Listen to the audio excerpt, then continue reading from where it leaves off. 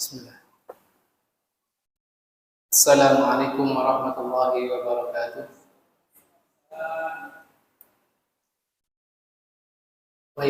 Mas, ya kedengeran sebagian saja. Saya ulang lagi. Assalamualaikum warahmatullahi wabarakatuh.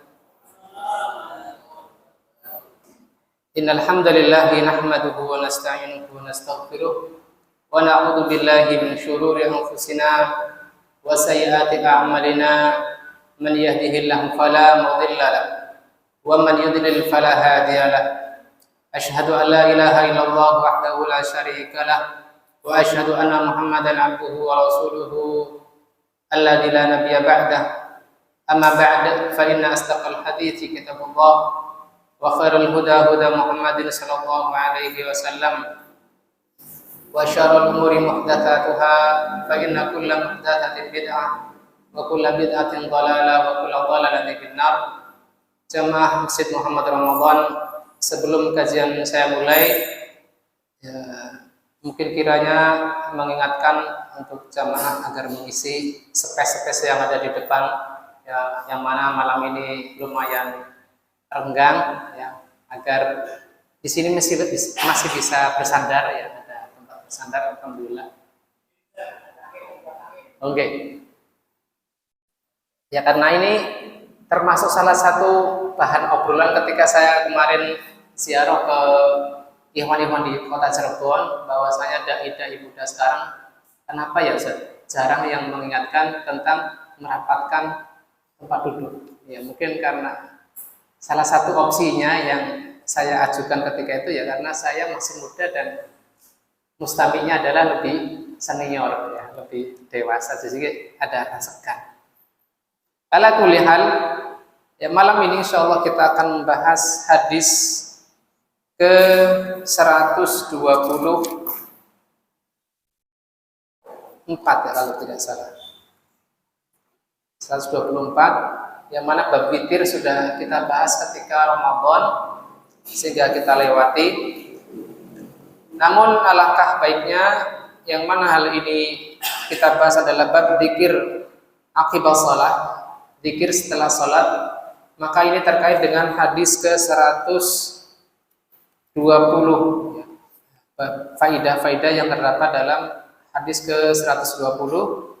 Saya akan bacakan kembali hadis ke 120 tersebut, yang mana Al-Imam Abdul Ghani Al-Maqdisi rahimahullah ta'ala berkata, An Aisyah radhiyallahu anha qalat, dari Aisyah semoga Allah meridhoinya, beliau mengatakan, ma shalla Rasulullah sallallahu alaihi wasallam salatan ba'da an nazalat alaihi idza jaa nasrullahi wal fath. Tidaklah Rasulullah sallallahu alaihi wasallam salat dengan suatu salat setelah turunnya ayat An-Nasr, ya, idza jaa nasrullahi wal fath, ketika datang pertolongan Allah dan kemenangan. Fath ini adalah Fathu Makkah. Melainkan beliau senantiasa mengucapkan subhanakallahumma rabbana wa bihamdika Allahumma ighfirli. Nah, sebagai bentuk pengamalan dari akhir surat tersebut, fasabbih bihamdi rabbika wastaghfir innahu kana tawwaba. Mintalah ampunan, fastaghfir li dzambika, fastaghfir bihamdi rabbika wastaghfir, ya. Fasabbih bihamdi rabbika wastaghfir, ya. Sucikanlah Tuhanmu dan mintakanlah ampunan, sesungguhnya Dia Maha penerima taubat. Melainkan Rasulullah SAW setelah turunnya ayat tersebut, beliau senantiasa berzikir dengan jenis apa yang diturunkan Allah Ta'ala dalam surat tersebut. Dalam lafaz yang lain, karena Rasulullah SAW yuksiru an yaqula fi ruku'ihi wa sujudihi, ya. Di lafaz yang pertama tidak dijelaskan kapan zikir tersebut dibaca. Dan dalam lafaz kedua diperjelas bahwasanya zikir tersebut dibaca ketika rukuk dan sujud. Dalam lafaz Muslim, dan ini yang kelebihan dalam Sahih Muslim, yang mana ketika beliau meriwayatkan sebuah hadis, beliau mengumpulkan seluruh jalan-jalannya dalam satu tempat yang sama. Berbeda dengan Al-Imam Bukhari, walaupun beliau memberi syarat yang lebih ketat dalam penulisan hadis-hadis dalam Sahih beliau, tetapi di antara karakteristik Sahih Bukhari adalah beliau tidak mengumpulkan lafaz-lafaz yang sama dalam satu periwayatan, terpencar-pencar. Bahkan ada sebagiannya yang beliau riwayatkan secara ringkas, lalu beliau riwayatkan secara lengkap di tempat yang lain.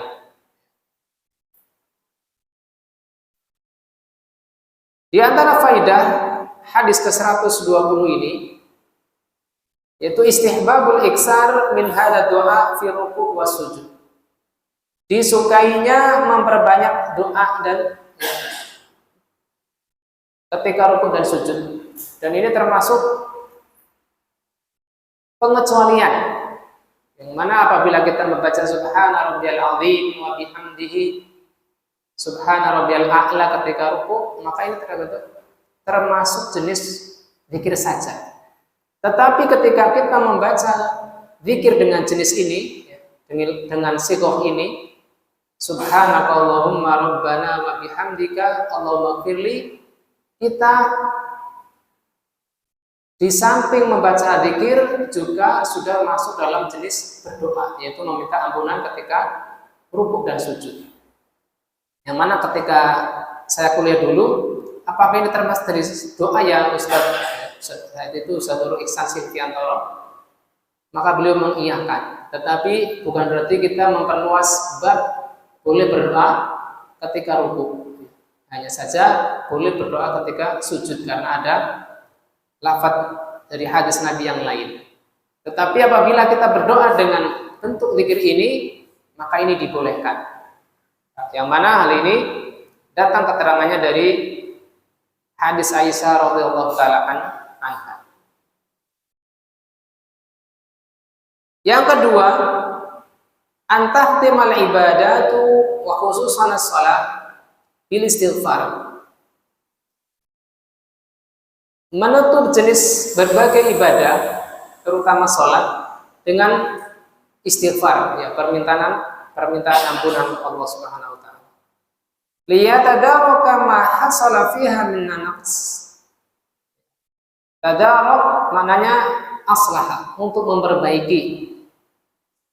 Liyatadaraka bermakna liyusliha, untuk memperbaiki apa yang terjadi berupa kekurangan di dalam salat, baik kurang khusyuk, kurang lama mungkin, terlalu cepat, terlalu banyak bergerak, dan lain-lain. Yang ketiga, anna ahsana ma yatawassalu bihi ila Allah fi qabulid du'a'i huwa dzikru mahamidihi wa tanzihihi 'anil naqais wal 'uyub. Ya. Sesungguhnya tawassul yang paling baik kepada Allah, tawassul itu mengambil perantaraan agar doa kita lebih dikabulkan, lebih diterima Allah Ta'ala, adalah kita memuji Allah Subhanahu wa Ta'ala, memuji Allah atas kesempurnaannya dan menyucikannya dari berbagai kekurangan dan aib. Kita perhatikan, subhanakallahumma wa bihamdika, maha suci Engkau ya Allah, wa bihamdika, dengan aku memujimu. Kan di sini ada dua, tasbih sekaligus tahmid. Dan ini adalah salah satu bentuk tawassul yang sangat dianjurkan, karena semakin besar kemungkinan apa yang kita minta kepada Allah adalah dikabulkan Allah Subhanahu wa taala. Kemudian faidah keempat, anal muta'abbida bihima hirsun ala hifdzi ibadatihi. Sesungguhnya orang yang beribadah dengannya, dengan ada yang bawa terjemahan, itu nggak ada. Di mana nggak paham ini, kembalinya kemana? Barangkali Hafid paham di sini. Anak ketika baca anak agak bingung ini bihima ini domirnya kembali kemana? Ataukah kembali ke tahmid dan tanzih? Sesungguhnya orang yang beribadah dengan keduanya bersemangat untuk menjaga ibadah-ibadahnya. Fala yanbaghi an ya'mana minaz zalali wan naqsi fiha, sehingga tidak selayaknya merasa aman dari zalal, ya, ketergelinciran dan kekurangan di dalam ibadahnya. Sehingga dia perlu senantiasa menjaga ibadah-ibadahnya. Ini tercermin dalam zikir ketika kita ruku dan sujud dengan zikir ini. Subhanakallahumma wa bihamdika Allahumma ighfirli. Karena kita tidak menisbatkan kesempurnaan pada kita, tetapi menisbatkan kesempurnaan kepada Allah. Nah, ketika kita menyucikan Allah dari berbagai kekurangan, maka pemahaman terbaliknya bahwasanya kita dipenuhi dengan kekurangan. Kita dipenuhi dengan kekurangan, sehingga kita tidak gurur, tidak tertipu dengan banyaknya ibadah yang sudah kita kerjakan. Kemudian yang kelima, fadilatul istighfar, keutamaan istighfar. Wa talabuhu fi kulli hal, dan permintaan kita untuk diampuni Allah Ta'ala dalam setiap hal, yang mana hal ini salah satu keutamanya adalah dijelaskan oleh Allah Ta'ala dalam surat Nuh. Ya. Faqultu astaghfiru rabbakum innahu kana ghaffara yursilis samaa'a 'alaikum midrara. Ketika kita banyak meminta ampun, maka Allah akan mengucurkan air hujan, yursilis samaa'a 'alaikum midrara. Terus apa lagi? Wa yumdidukum bi amwali wa banin. Allah Ta'ala akan mencurahkan harta berupa apa? Harta dan anak-anak, yang ketika ada keluarga yang dijauhkan dari berketurunan, maka perbanyaklah istighfar. Di antara keutamanya adalah Allah akan memberikan karunia berupa anak-anak dan berbagai keutamaan istighfar yang lain yang apabila kita bahas tentu akan memakan waktu yang lama.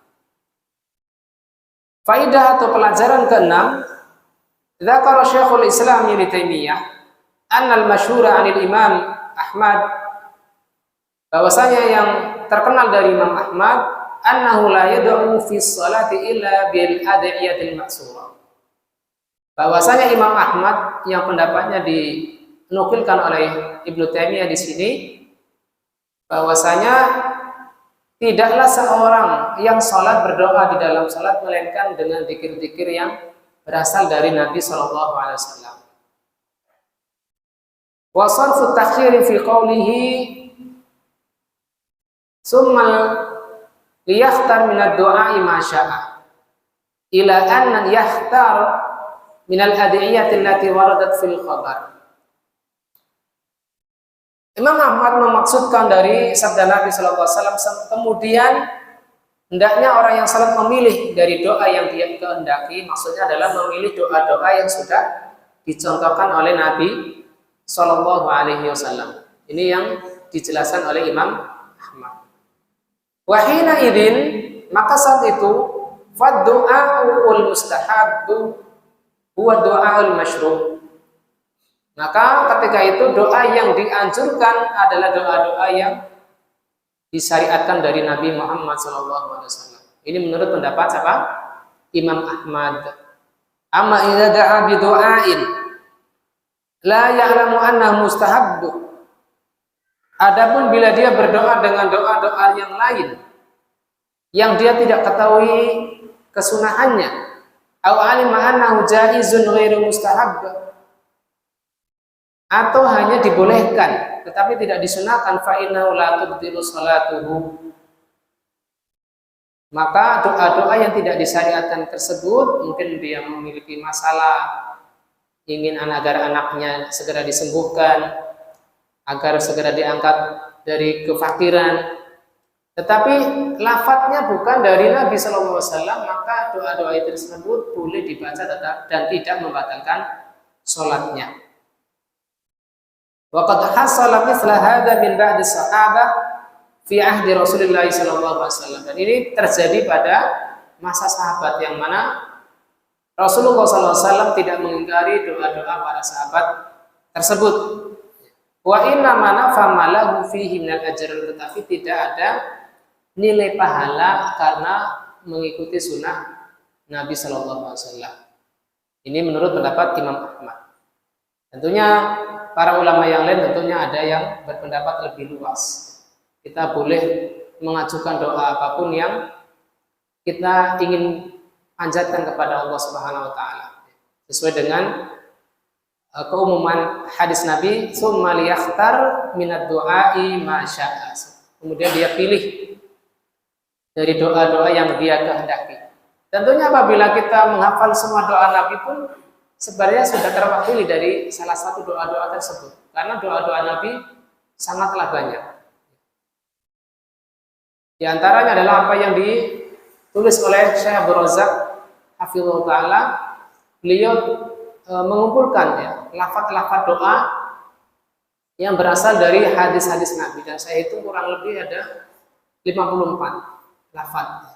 Kalau kita baca mungkin setengah jaman, dan itu lebih dari cukup. Ada yang minta dari terlepas dari kefakiran, doa agar anak-anak kita menjadi anak yang soleh, dan seterusnya dari perkara-perkara dunia dan agama. Kemudian faedah yang lain, dan ini yang terkait dengan pembahasan kita malam ini. Qala Syekhul Islam Ibnu Taimiyah, wa amma du'aul imami wal ma'mum. Adapun doanya imam dan makmum jami'an aqibas shalah, bersama-sama setelah salat, setelah salam maksudnya, falam yunqal hada 'anin nabiy sallallahu alaihi wasallam annahu yaf'aluhu fi aqabis shalawatil maktubah. Tidak ada satu hadis pun yang ternukil dari Nabi bahwasanya beliau mengamalkannya setiap selesai salat. Kama kana yaf'alul adhkar al-ma'surah anhu, sebagaimana sudah ternukilkan zikir-zikir dari beliau ketika setelah salat. Wa man istahabba minal ulama'i al-mutaakhirin fi adbari salawat falaysa ma'hum fi dzalika sunnatun illa mujarradu kaunid du'ai masyru'an. Adapun yang disunahkan atau diistihbabkan oleh para ulama mutaakhirin setiap selesai salat, maka mereka tidak memiliki dalil dari sunnah kecuali sekedar pembacaan doa-doa yang disyariatkan. Wa huwa aqibas shalawati yakunu aqrabu ilal ijabah.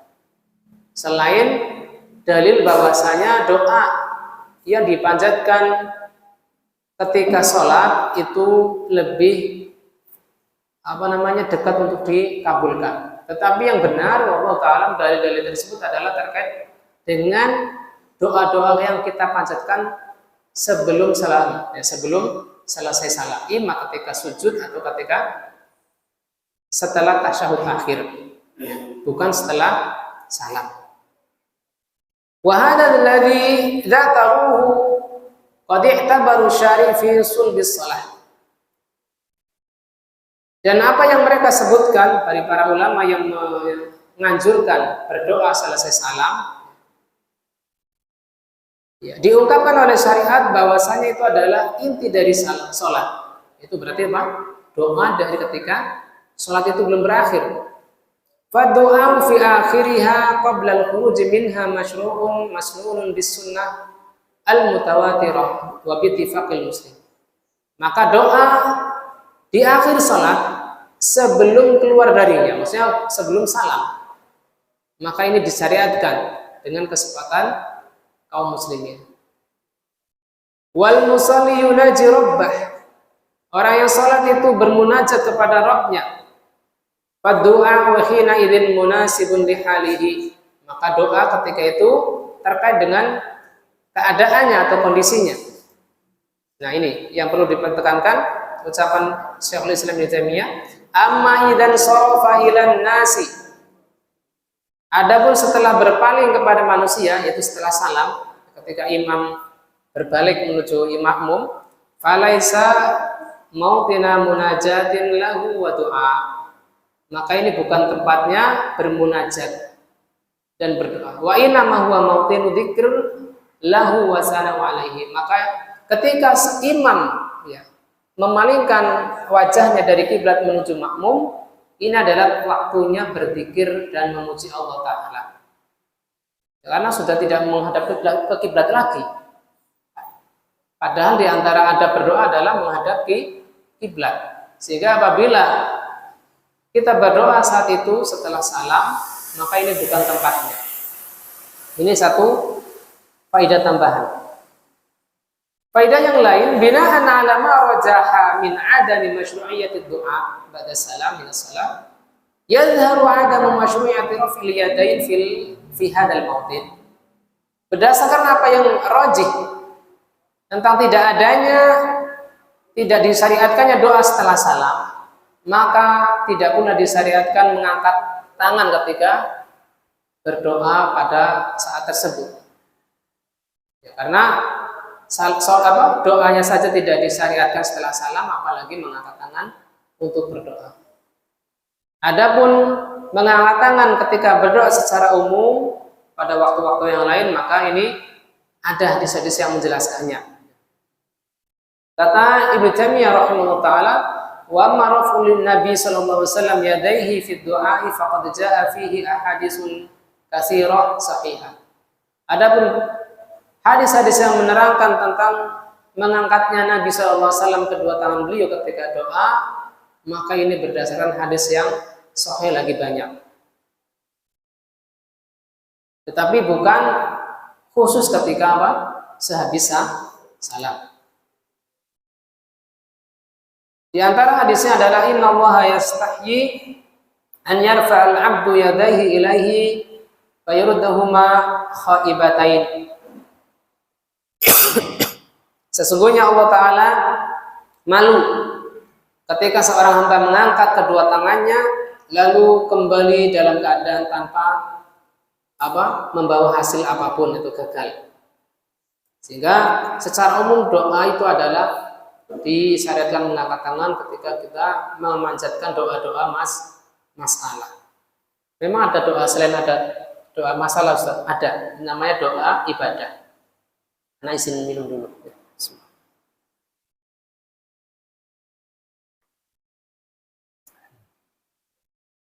Doa masalah itu adalah semisal doa Rabbana atina fid dunya hasanah, Rabbana hab lana min azwajina wa dzurriyyatina qurrata a'yun, Allahumma inna nas'aluka al-khair kullahu, dan seterusnya. Itu adalah doa-doa masalah. Tetapi doa ibadah adalah semisal kita membaca subhanallah walhamdulillah Allahu akbar dan seterusnya. Baik, kita masuk ke hadis 124. Bismillah. Yaitu pada bab dzikir aqibas shalah. Bab dzikir setelah salat. Kata Syekh Ibnu Basam rahimahullah taala, lid du'a wal istighfari ba'da salati hikamun 'azimah. Doa dan istighfar setelah salat memiliki hikmah yang agung, wa fawaidu jalilah, dan fawaid yang bagus, yang indah. Min izharin taksir wal ajzi an ikmaliha, berupa menampakkan sifat kekurangan diri dan kelemahan diri dari menyempurnakan ibadah kita. Wa tarqi'il khalali wal alwaqi' fiha, dan tarqi'il khalal, yaitu memperbaiki hal-hal yang kurang yang terjadi di dalam salat. Wa aqibas salati min mawatin istijabati doa, dan setelah salat ya termasuk waktu-waktu dikabulkannya doa. Maksudnya doa adalah doa ibadah yang tadi saya maksudkan, bukan doa masalah. Ini termasuk hikmah atau rahasia kenapa kita berzikir setelah salat. Kama annahu dalilun 'ala ar-raghbati fi at-tha'ah wa 'adamil malal. Dan ketika kita berzikir setelah sholat, ini menunjukkan kita tetap semangat di dalam ketaatan dan menafikan adanya kebosanan. Li'annal muta'abbida kal halil murtahil bainal ibadat. Karena orang yang senantiasa beribadah itu semisal al-halil murtahil. Apa itu halil murtahil? Hal murtahil itu sebenarnya orang yang membaca Al-Quran di akhir surat An-Nas, lalu dia kembali membaca surat Al-Fatihah dan masuk Al-Baqarah. Kal khatim al-muftatih fi tilawatil Quran. Semisal orang yang menghatamkan bacaan Al-Quran lalu dia memulai kembali bacaan dari awal Al-Quran. Atau semisal orang yang pulang dari safar, dia membuka pintunya, istirahat sejenak, lalu dia melanjutkan perjalanannya kembali. Itu ibarat untuk orang yang sehabis sholat langsung berzikir. Ma'ama fid du'ai min zadil hasanat. Yang mana di dalam doa setelah sholat ada tambahan kebaikan. Ya, mungkin di sini maksudnya fid dzikir ya. Beliau mengucapkan doa terus. Wa takfir sayyi'at, dan menghapuskan berbagai kesalahan. Wa rif'atid darajat, dan dinaikannya derajat orang yang salat tersebut. Yang mana akan dijelaskan insyaallah pada hadis-hadis setelah ini. Yang pertama adalah hadis ke-124 dari Ibnu Abbas, semoga Allah meridhai keduanya. Beliau mengatakan anna rafa sauti bidzikri hina yansarifun nas minal maktubah kana ala ahdi Rasulullah sallallahu alaihi wasallam. Bahwasanya mengangkat suara dengan zikir ketika manusia selesai dari salat yang wajib pernah terjadi pada masa Rasulullah sallallahu alaihi wasallam. Hadis riwayat Bukhari dan Muslim. Beliau mengatakan dalam lafaz yang lain, kuntu a'lamu idzan sarafu bidzalika idza sami'tuhu. Dahulu aku mengetahui mereka telah selesai dari salat ketika aku mendengar zikir mereka. Ini ada dua ihtimal. Ihtimal pertama, bisa jadi saat itu Ibnu Abbas masih kecil sehingga tidak ikut salat berjamaah bersama kaum muslimin. Kemungkinan kedua adalah Ibnu Abbas sholat di shaf yang jauh dari shaf pertama, sehingga suara salam ketika itu salamnya imam tidak terdengar dari belakang, sehingga selesainya sholat diketahui ketika suara riuh jamaah yang ada di depan sudah terdengar ketika berzikir. Dalam lafaz yang lain, makunna na'riful inqira'a salati Rasulullah sallallahu alaihi wasallam illa bitakbir. Dahulu kami tidak mengetahui selesainya salat Rasulullah sallallahu alaihi wasallam kecuali dengan takbir beliau. Hadis muttafaqun alaih.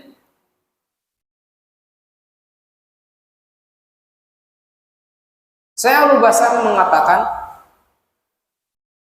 Abdullah bin Abbas menyebutkan bahwasanya Nabi Shallallahu Alaihi Wasallam dan para sahabatnya dahulu mereka mengangkat suara mereka dengan takbir.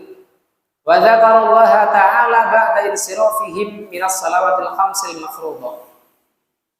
Dan menyebut berzikir kepada Allah Ta'ala setelah selesai dari salat yang wajib. Oleh karena itu, fa innahu kana ya'rifu inqidha salatihim bi raf'i aswatihim bihi. Sehingga dengan suara yang keras tersebut beliau tahu bahwasanya mereka sudah selesai dari salat yang wajib.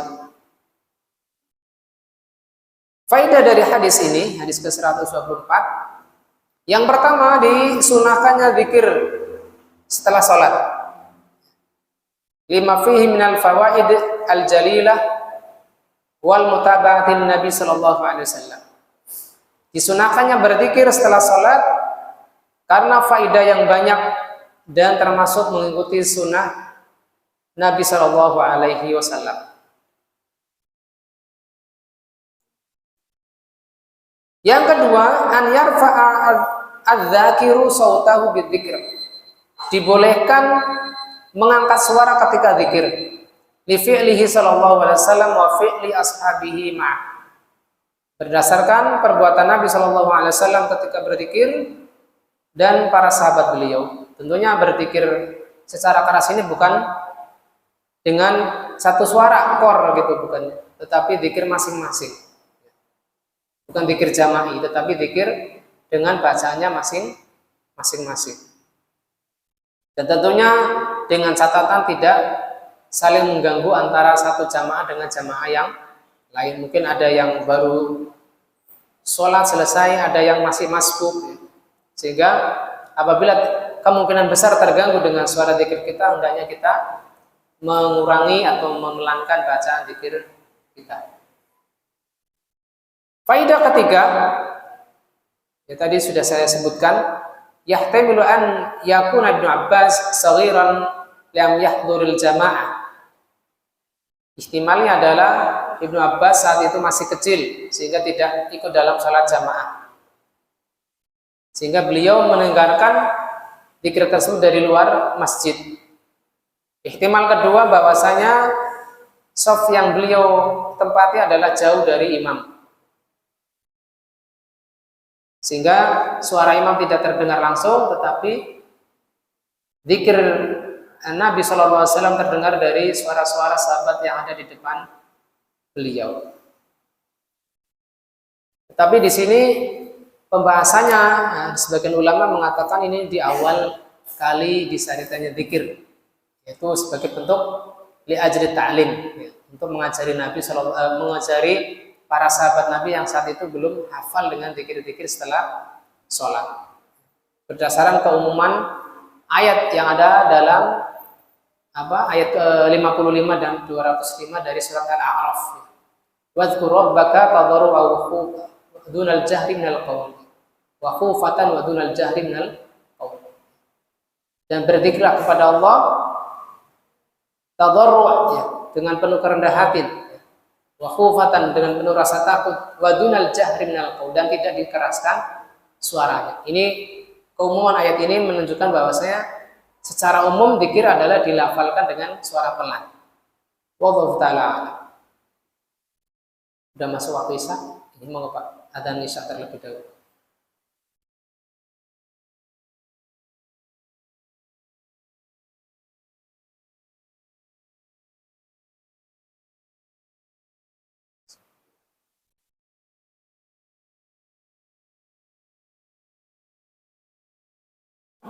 Dalam? Oh belum. Oke, ngapunten ya. 2 menit. Berarti alarmnya ini tidak disetting pas ya. Baik, kita lanjut ke hadis 125, atau mungkin ada tanya jawab terlebih dahulu sambil mendengar adzan. Monggo, barangkali ada unek-unek yang monggo Pak Mujahidin.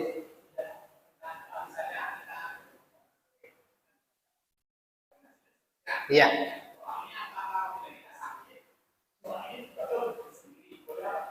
Boleh, dengan mengganti domirnya, kata gantinya. Misalkan ketika kita membaca untuk orang lain, Allahumma shfihi. Kalau yang sakit perempuan, Allahumma shfiha. Tapi apabila yang sakit kita sendiri, Allahumma shfini.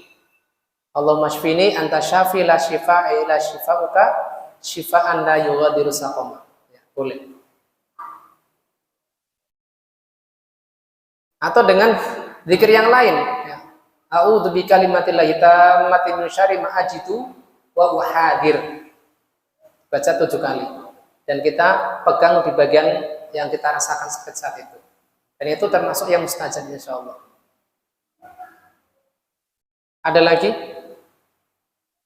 Sudah masuk waktu Isya, Pak? Oke, muka adzan dulu. Wassallallahu ala nabiyina Muhammadin wa ala alihi wasallam.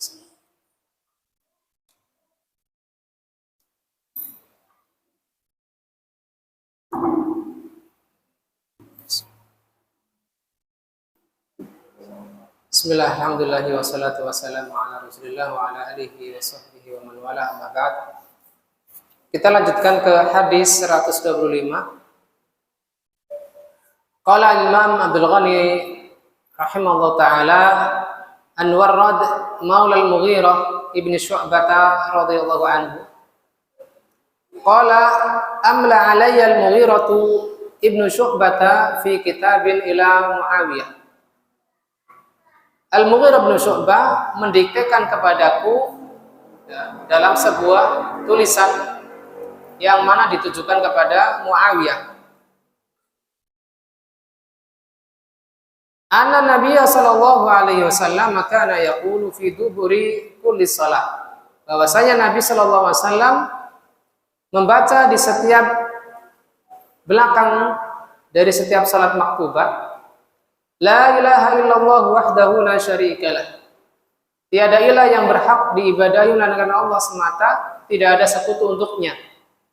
Lahul mulku wa lahul hamdu. Baginya kerajaan dan segala pujian.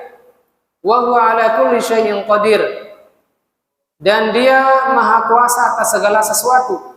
Allahumma la mani'a lima a'taita. Ya Allah, tidak ada yang dapat mencegah apa yang Engkau berikan, yang Engkau karuniakan. Wala mu'tiya lima mana'ta. Dan tidak ada yang dapat memberi apa yang Engkau cegah. Wala yanfa'u dzal jaddi minkal jadd. Dan tidak ada manfaat, ya, kemuliaan orang yang memiliki manfaat, ya, orang yang memiliki manfaat darimu. Maksudnya ketika orang tersebut Allah rendahkan, maka kemuliaannya tidak bermanfaat di hadapan Allah Subhanahu wa taala. Wa qad wafaqtu ba'da dzalika ala Muawiyah. Maka aku datang, ya, di sini adalah Warad maula Mughirah. Aku datang kepada Muawiyah, fasami'tuhu ya'murun nasa bidzalika. Maka ketika surat dari Mughirah bin Syu'bah tersebut disampaikan, aku mendengar bahwasanya Muawiyah langsung menyampaikan atau memerintahkan manusia atau masyarakat untuk membaca zikir tersebut setelah sholat. Wa fil lafdhin kana yanha an qila wa qal.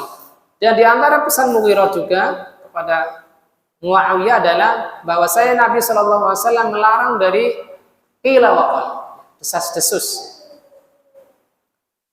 Desas-desus itu membicarakan sesuatu yang belum jelas kevalidannya, ya, baru sebatas katanya dan katanya. Wa idha'atil mal, menyia-nyiakan harta. Wa kasratis su'al, dan banyak meminta. Wa kana yanha an uquqil ummahat, dan Nabi sallallahu alaihi wasallam juga melarang dari mendurhakai para ibu. Melarang dari mendurhakai para ibu. Wada' bil banat, dan mengubur hidup-hidup anak-anak perempuan. Sebagaimana hal itu pernah terjadi pada adat jahiliyah. Wa man'in wahatin. Man'in wahatin itu artinya adalah melarang, ya, seseorang melarang an yamna'u rajul ma tuwajjihu alaihi minal huquqi, ya, dia menahan hak orang lain dari dirinya. Ayatulubu ma la yastahiquhu, atau dia menuntut apa yang bukan menjadi haknya.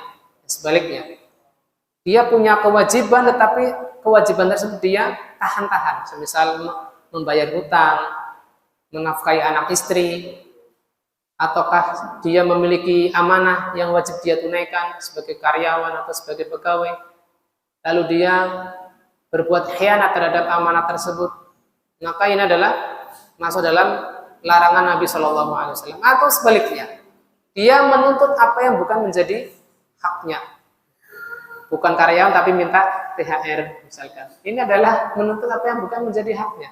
Bukan karyawan, bukan pegawai, kok minta THR. Baik, kita masuk langsung ke faedah atau makna ijmali mungkin. Karena tadi sudah saya terjemahkan, dubur kulli shalah di sini adalah, oh ya, saya baca barangkali ada yang dijelaskan dalam tambahan Uribul Hadis ini. Dubur kulli shalah dengan mendomahkan dal dan atau memfathahnya. Dal apa? Dabru. Ya, kalau dibaca dalnya domah, duburi. dal dan ba didhammahkan. Tetapi apabila difathahkan maka ba-nya disunkurkan. Berarti dabru. Atau artinya adalah akhiruha. Wal muradu ba'da salam. Yang dimaksud duburi kulli salah di belakang salat adalah setelah salam dalam kaitan zikir ini. Kemudian yang kedua maktubah. Maktubah di sini sebagai qaid, ya, sebagai ketentuan bahwasanya zikir ini setelah dilakukan salat wajib. Apabila salatnya adalah salat qobliyah, rawatib atau ba'diyah, maka tidak dibaca zikir ini, la ilaha illallah dan seterusnya. Kemudian wala yang fa'udal jaddi minkal jadd. Maknanya adalah al-hadzu wal ghina. Al-jadd artinya adalah keberuntungan dan kekayaan. Artinya adalah la yanfa'u sahibal hadzi wal ghina minka ay minallah ghina wa hadzuhu. Tidak bermanfaat keberuntungan dan kekayaan seseorang yang memilikinya di hadapanmu. Ketika Allah merendahkan orang tersebut, dia tetap tidak berguna walaupun dia adalah orang kaya. Wa'dil banat artinya dafnuhunna wa hunna ala qaidil haya, yaitu mengubur mereka dalam kondisi masih hidup. Ini adalah adat jahiliyah. Wa kana ba'dul arabi yaf'alu dzalika fil jahiliyah imma khaufan minal ari awil faqr. Mereka melakukannya karena dua hal. Yang pertama karena malu, ya. Karena di antara adat jahiliyah orang Arab ketika memiliki keturunan yang dari putri, ya, dari anak perempuan itu merasa menjadi aib. Kabilahnya menjadi aib yang besar karena tidak kuat dalam berperang. Ketika anggota kabilahnya banyak perempuannya, sehingga ketika ada anak perempuan mereka kubur hidup-hidup, naudzubillah. Dan yang kedua sebabnya karena takut miskin, ya. Karena secara umum wanita dalam mencari usaha, ya, kasb itu tidak lebih kuat saat itu dibandingkan kaum laki-laki. Kemudian man'i wahad artinya bakhil bil ma' anil infaqi fi wujuhil masyru'ah, yaitu pelit dalam menginfakkan harta dalam sisi-sisi yang disyariatkan. Wa hirsun syadid ala jam'ihi, dan tamak sekali dalam mengumpulkannya sampai dengan cara menghalalkan hal-hal yang diharamkan, misalkan merampok, menipu, tidak membayar hutang dan lain sebagainya. Kemudian uququl ummahat, aqwalidahu ya'iquhu haqqan wa uquqan ay syaqqa ta'atihi, yaitu berat untuk menaati ibunya. Wa qad ya'umu bilafdil uquqi jami'ar rahim, dan bahkan kata-kata uquq ini adalah tidak berbuat baik kepada seluruh kerabat yang masih ada tali kekerabatan padanya. Wal muradu suduru ma yata'adza bil walid min waladihi, dan dimaksudkan dalam kata-kata uququl ummahat adalah segala hal yang menyakitkan dari orang tua, segala hal yang dapat menyakiti orang tua dari anaknya, imma dengan ucapan atau dengan perbuatan. Naudzubillahi min dzalik.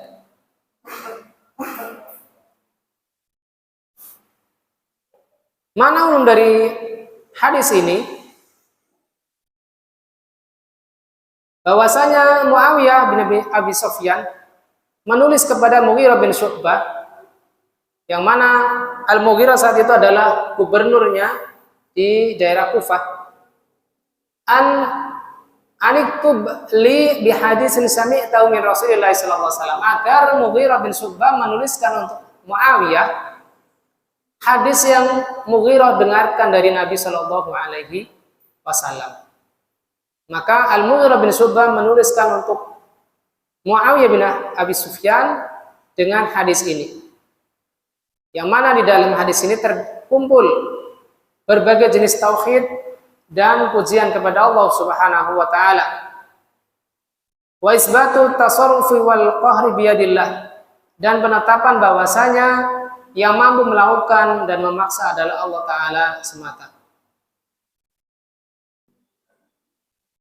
Kemudian Al-Mughirah bin Syu'bah menyebutkan bahwasanya Nabi SAW setelah selesai dari salat yang wajib, beliau menauhidkan Allah Ta'ala dengan menafikan seluruh bentuk ubudiyah, seluruh bentuk peribadahan kepada selain Allah Subhanahu wa Ta'ala, dan menetapkan ibadah hanya semata Allah, hanya semata kepada Allah Subhanahu wa Ta'ala. Karena Allah semata yang memiliki kerajaan dan pujian dan tidak ada sekutu untuknya. Dia memiliki nama-nama dan sifat yang terpuji. Wa ana tadbirahu kullahu biyadihi, dan bahwasanya pengaturan alam semesta ini adalah semuanya di tangan Allah Subhanahu wa Ta'ala. Fala mani'a lima a'ta wa la mu'tiya lima mana'. Sehingga tidak ada yang dapat mencegah siapapun yang Allah berikan karunia, dan tidak ada yang dapat memberikan sesuatu pun bagi siapa yang Allah cegah. Tidak ada yang dapat mencegah apa yang Allah karuniakan kepada hambanya. Sebaliknya, ketika Allah berkehendak untuk memberikan karunia-Nya, maka tidak ada seorang pun yang dapat mencegah karunia tersebut. Walau min sahibal hadhi wal ghina hadduhu wa ghinahu minhu syai'an. Sehingga seseorang yang memiliki kekayaan tidak dapat cukup dari Allah Subhanahu wa Ta'ala tanpa pertolongan dan karunia-Nya.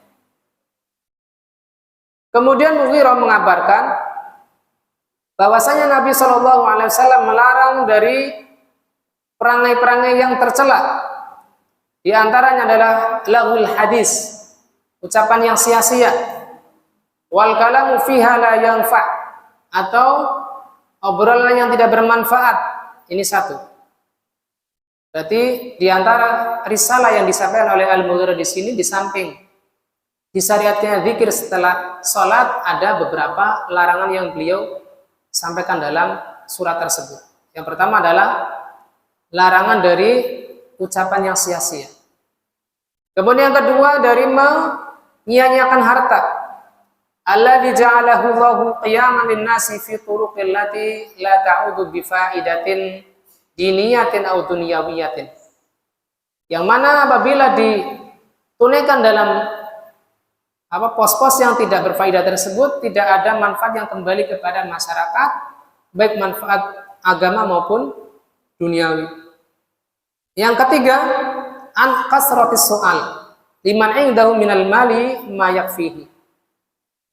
Larangan dari banyak meminta-minta. Apalagi tadi minta THR ya. Hendaknya kita ketika sudah mengetahui atau belajar agama Islam, terutama mempelajari sunnah, hendaknya kita merasa malu ya, dari minta oleh-oleh, misalkan teman yang atau saudara yang mau pulang kampung. Walaupun sekedar bercanda, karena memang di sini ada larangan dari Nabi Muhammad SAW. Wa kadzalika ta'annud wal jidal, termasuk dalam arti kasratus su'al adalah apa? Berdalam-dalam atau berjidal dalam masalah ilmiah. Banyak bertanya, tetapi pertanyaannya bukan berfaedah amal. Misalkan siapa istri iblis, iblis saat itu berapa anak, dan seterusnya, yang pertanyaan-pertanyaan yang tidak berfaedah. Kalau kita bergaul di tempat-tempat umum ya biasanya ucapan pertanyaan-pertanyaan yang random itu banyak sekali. Ini dilarang oleh Nabi Shallallahu Alaihi Wasallam. Kasratus soal. Soal itu bisa bermakna meminta atau bertanya. Kamayan ha'anu hukukil ummahat. Ini yang keempat. Larangan dari mendurhakai ibu. Dan itu tidak dikhususkan untuk ibu semata, tetapi juga termasuk larangan dari mendurhakai ayah. Allati yajibu birruhunna wa ikramuhunna. Yang mana wajib untuk berbakti dan berbuat baik kepada mereka. Lima lahuna minal fadlil kabir, yang mana mereka memiliki keutamaan yang besar. Wa an hadis al-ada sayyi'ah, yang kelima adalah larangan dari membunuh anak. Yang mana pada masa jahiliyah adalah ketika lahir dikubur hidup-hidup. Termasuk dalam ini adalah mengikuti program yang sudah makruf ya. Mana itu khawatir kemiskinan sehingga membunuh secara tersembunyi. Yang mana pada masa Nabi sendiri azl itu disebut apa? Pembunuhan tersembunyi. Azl itu adalah mengeluarkan apa namanya? Sel sperma di luar tempatnya. Itu walaupun hal itu dibolehkan tetapi seakan-akan ada kemakruhan. Apabila kekhawatirannya adalah karena miskin, tetapi apabila kekhawatirannya karena menjarangkan kelahiran biar ibunya itu tidak terkena madharat yang ini dipastikan, maka ini tidak mengapa insyaallah.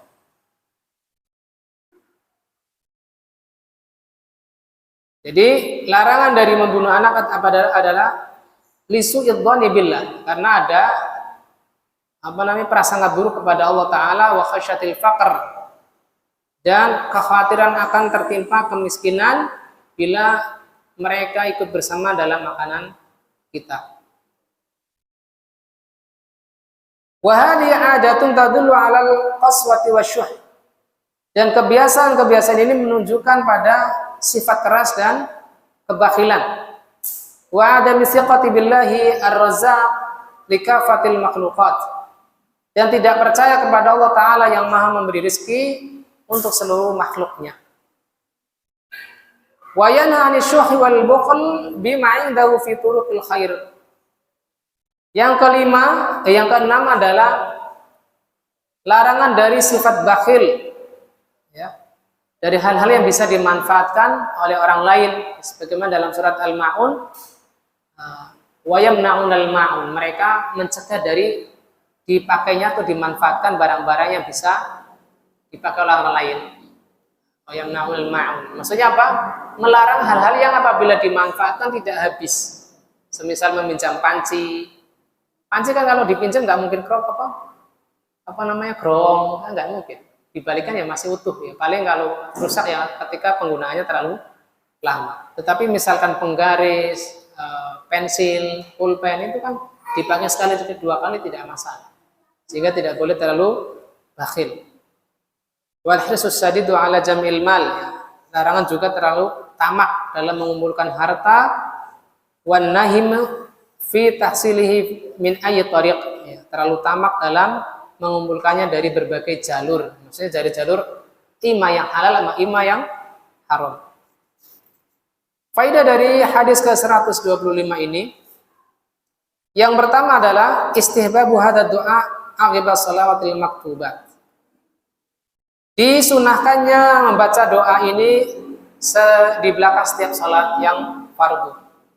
Jadi kata-kata la ilaha illallah wahdahu la syarikalah ini disebut doa. Ya, tadi saya agak keliru menerangkan di awal, yang dilarang bukan doanya, tetapi yang tidak disyariatkan oleh Ibnu Taimiyah adalah doa bersamanya. Adapun doa secara umum disyariatkan, imma sebelum selesai salam ataukah setelah salam. Jadi sedikit saya ralat bahwasanya ketika selesai sholat pun, setelah selesai salam pun kita masih disyariatkan untuk berdoa sesuai dengan hajat atau kebutuhan kita masing-masing. Sehingga akan sangat naif ya apabila imam memiliki hajat tersendiri kita mengaminkan. Bahkan tidak jarang kita mendengar imam membaca doa dengan dhamir mufrad ya. Rabbighfirli, Allahumma ighfirli, itu kan untuk dia sendiri. Lalu kita aminkan, ya itu enggak masuk. Kecuali kalau dia pintar dhamirnya diganti dhamir jamak, Rabbana, Allahumma ighfir lana, Allahumma nas'aluka, maka tidak masalah. Tetapi kan dia Allahumma inni as'aluka, ini dhamirnya mufrad semua untuk dia sendiri. Ya tentunya kita ya berdoa sendiri kepada Allah. Belum hafal ya dibaca, diulang-ulang insyaallah seminggu juga hafal. Yang kedua, istamala hadza doa ala tauhidillahi wa nafyi syarik ma'ah. Doa ini berisi ya penauhidan kepada Allah dan penafian sekutu untuk Allah Ta'ala. Dan penetapan kerajaan yang secara mutlak kepada Allah, begitupun segala pujian. Wal qudratu tammah lahu subhanahu wa ta'ala, dan kekuasaannya yang sempurna untuk Allah. Kama ana fihi tauhiduhu bitasarrufi wal qahr. Sebagaimana di dalam doa ini terdapat penauhidan kepada Allah dalam tasarruf, ya, memberlakukan takdirnya yang Allah kehendaki. Wa anna kulla syai'in biyadihi, segala sesuatu di tangan Allah. Sehingga dalam dzikir tadi, ya, la ilaha illallah dan seterusnya adalah terkumpul ada tauhid uluhiyah, rububiyah dan asma wa sifat sekaligus. Yang ketiga, an-nahyu an hadil khisalil damimah, larangan dari melakukan perilaku-perilaku tercela yang tadi disebutkan, ada berapa? 6 kalau tidak salah. Lima tashtamilu alaihi min mawasidid diniyah wa dunyawiyah, yang mana terkandung dalam khisal ad-damimah, atau perangai atau perilaku yang tercela tersebut adanya kerusakan dunia dan agama. Yang keempat, idza arafal mu'minu anna Allah huwal mu'ti al-mani' ta'allaqa qalbuhu billahi ta'alluqan tamman. Apabila seorang mukmin tahu bahwasanya Allah Ta'ala lah yang memberikan dan yang menahan, maka hatinya akan terkait dengan Allah Ta'ala dengan keterkaitan yang sempurna. Dia tidak akan condong kepada manusia sehingga dia mengharapkan belas kasih orang lain. Wa sarfun nadhar an ghairihi, sehingga dia berpaling dari mengharapkan. Hatinya tuh ada kecondongan untuk mengharapkan pemberian bosnya, ya, ketua yayasannya mungkin tidak, tetapi langsung kepada Allah Ta'ala. Bahkan ini mungkin sebagian kegagalan kita, ya, dalam perkara muamalah. Misalkan bisnisnya yang kita harapkan itu berhasil, ternyata Allah Ta'ala memberikan kegagalan agar hati kita tidak terkait, ya, tidak tergantung kepada sesama makhluk. Ketika kita sudah memurnikan ketergantungan kita kepada Allah, baru Allah berikan keberhasilan. Ini diantara rahasia dan hikmah yang apabila kita mengalami kegagalan dalam suatu muamalah.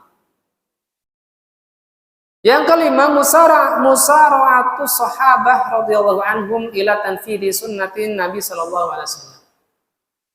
Ya, menunjukkan bahwasanya hadis ini betapa para sahabat itu cepat, ya. Musara'ah, ya. Cepat dalam melaksanakan sunnah Nabi sallallahu alaihi wasallam apabila sunnah tersebut sampai kepada mereka. Sebagaimana perilaku Muawiyah ketika mendapatkan surat dari Mughirah bin Syu'bah, beliau langsung memerintahkan masyarakat untuk beramal dengan isi surat tersebut. Lima balaghu hadad du'a amara nasa bil amali bihi. Ini keteladanan dari Muawiyah dalam cepatnya mengamalkan sunnah. Yang keenam, fihil amalu bil khatil ma'ruf wa huwa mas'alatun ittifaqiyah fi jamil aghrad wa anna Allah lam ya'mur bil amal biha illa liyu'mal biha. Di dalamnya ada amalan yang, ya, dengan jalur yang diketahui, yaitu masalah yang disepakati dalam segala urusan. Bahwasanya tidaklah Allah memerintahkan suatu perkara melainkan untuk diamalkan. Saya ulang, bahwasanya Allah tidaklah memerintahkan suatu amalan melainkan untuk kita amalkan. Jangan sampai sekedar menjadi sakofiyah saja, ya, pengetahuan. Allah Ta'ala, kita tahu bahwasanya Allah Ta'ala melarang riba, tetapi kita masih enggan untuk meninggalkan riba. Kita tahu bahwasanya Allah melarang kita dari membuka aurat, tetapi kita enggan untuk segera menutup aurat, dan seterusnya. Maka ini bukan sifat seorang mukmin. Apalagi sudah berintisab kepada dakwah salafiyah. Yang ketujuh, qabulu khabar al-wahid. Hadis ini menunjukkan diterimanya khobar wahid, khobar dari satu orang. Karena khobar itu ada dua, ya. Khobar ahad dan khobar mutawatir. Kalau khobar yang masih disampaikan dari di bawah kumpulan mutawatir, ya, imam 2 orang, 1 orang, 3 orang itu masih ahad secara istilah atau mustalah hadis. Maka ini pun diterima. Yang mana sebagian firqah menyaratkan harus mutawatir, semisal firqah Mu'tazilah. Dan ini terbantahkan dengan hadis ini.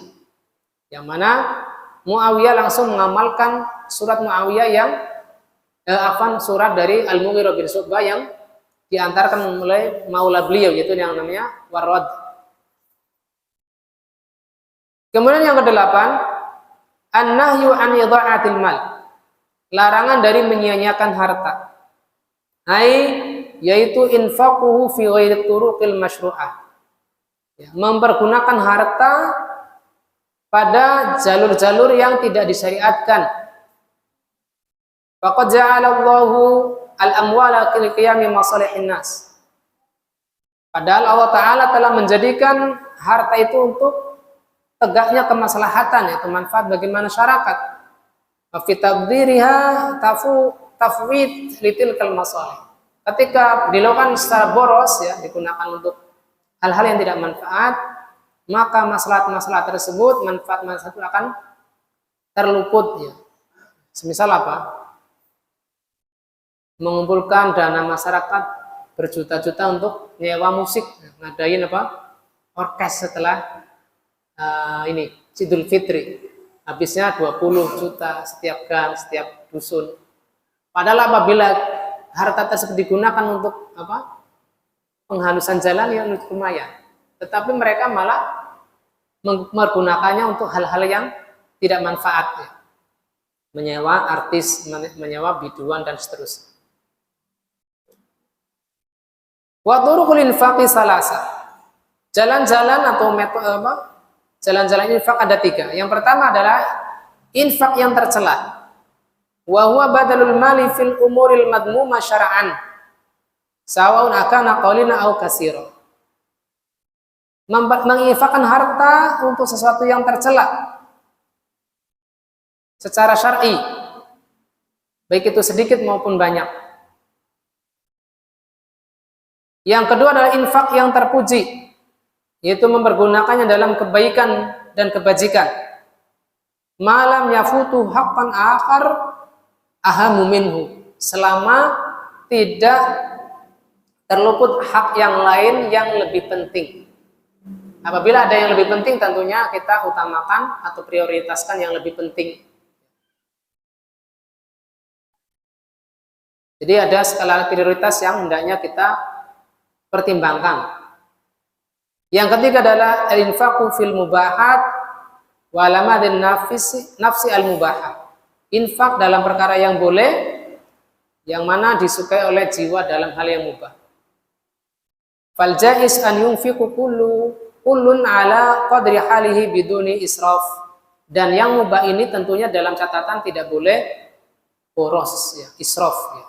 Misalkan ada anggota keluarga ada 3 orang, beli martabaknya 5 bungkus, tentunya tidak akan habis semalaman ketika paginya udah keburu keras, atau mungkin basi, dimakan juga udah nggak berselera, dikasih ke tetangga juga nggak dimakan. Ini adalah sikap boros. Hendaknya dia mempergunakan hartanya sesuai dengan kebutuhan dan tidak mempergunakannya secara berlebihan atau boros. Wallahu ta'ala, sampai di sini mungkin kita bahas sampai hadis ke-125.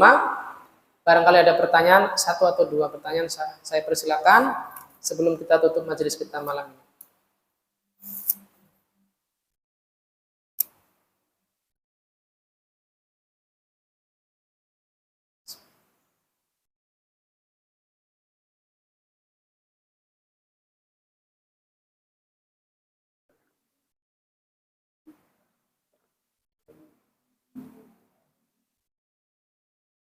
Tidak ada? Gimana Pak?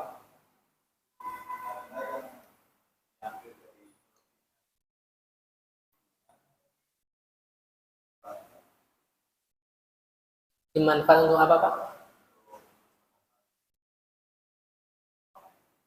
Nah, harta bunga dan bunga bank ya, Pak.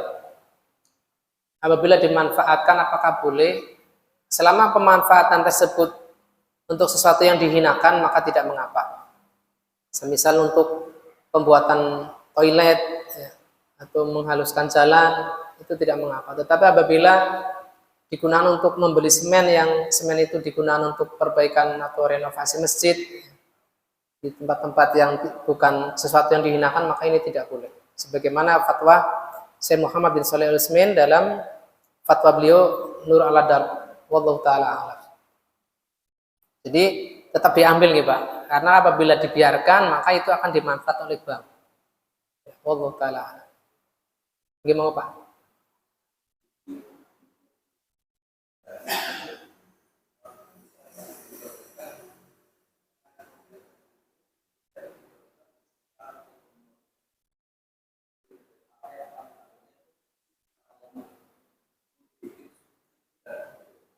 Digabungkan.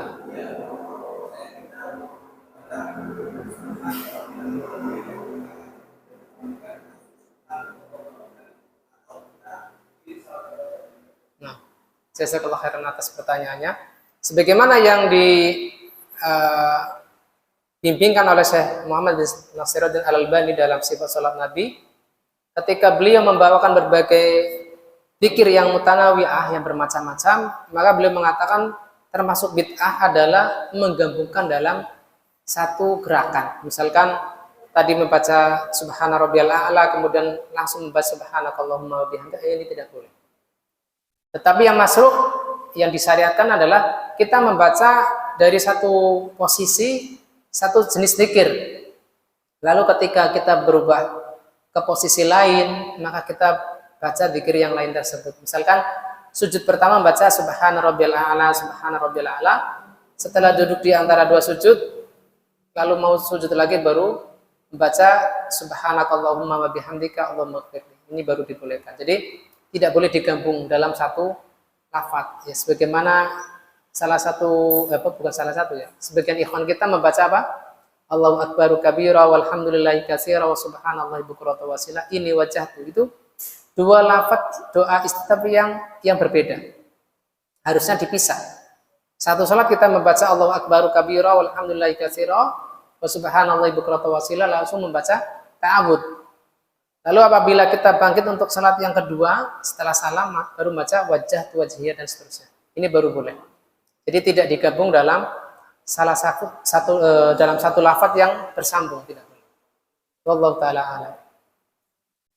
Anda rasa cukup sampai 7:30. Apabila ada pertanyaan maka saya persilakan diskusi di luar majelis. Kita tutup majelis kita dengan doa kafaratul majelis. Subhanakallahumma wa bihamdik asyhadu an la ilaha illa anta astaghfiruka wa atubu ilaik. Kurang lebihnya mohon maaf. Billahi taufiq wal hidayah walakum minkum. Wassalamualaikum warahmatullahi wabarakatuh.